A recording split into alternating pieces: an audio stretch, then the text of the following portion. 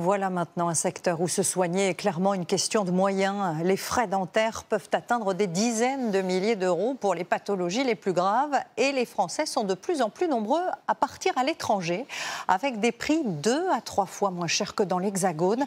Des réseaux, vous allez le voir, désormais bien rodés, même s'il existe toujours un risque. Enquête de Pierre Corieux et Caroline Blancard.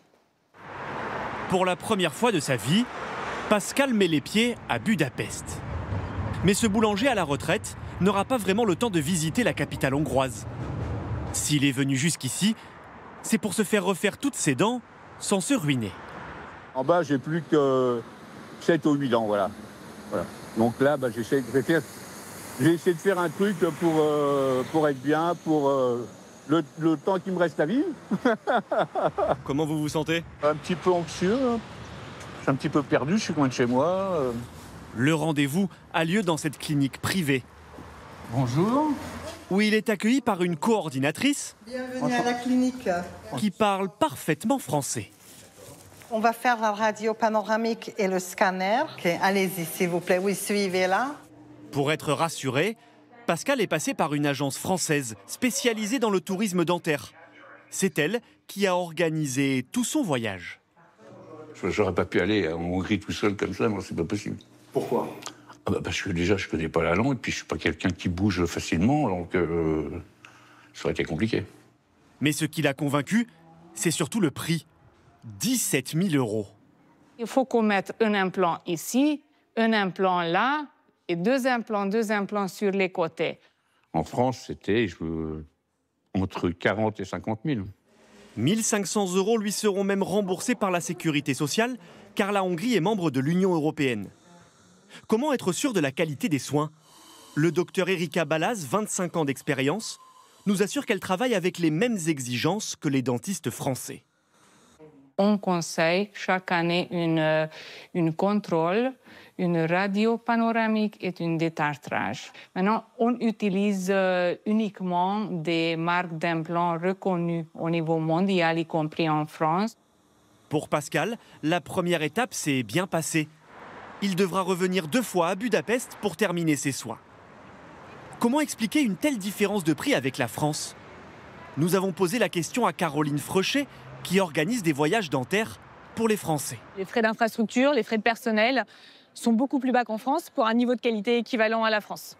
Mais toutes les cliniques hongroises n'ont pas la même exigence en termes de suivi des patients et de qualité de matériel. Malgré tout, de plus en plus de Français choisissent des pays comme la Hongrie, l'Espagne ou la Turquie pour leurs soins dentaires. Un phénomène qui s'est développé de façon inquiétante avec la tendance des facettes sur les réseaux sociaux. Des dents limées afin d'y coller des coquilles blanches par-dessus. Des dents de requin, ça fait peur.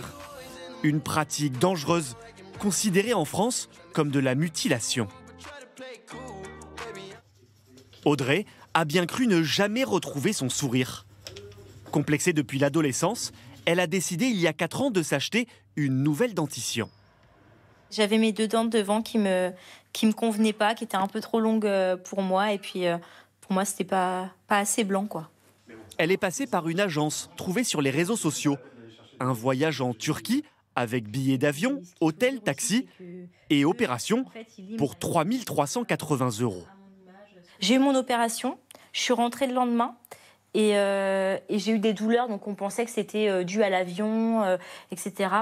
Et après, pendant 4 mois, j'ai eu des douleurs que je ne pouvais pas expliquer, comme si on me mettait des aiguilles dans les oreilles, derrière le crâne. À l'époque, elle explique sur les réseaux sociaux que sa mâchoire a été déplacée. Je vais pas mentir, j'ai mal. Et ce n'est pas tout, ses facettes finissent par se décoller. Elle décide alors de rappeler la clinique en Turquie. Elle m'a dit, vous revenez, il n'y a pas de souci, on vous fait ça en 3 jours. Par contre, pour le coup, là, c'était tout à mes frais, quoi. Donc, bon.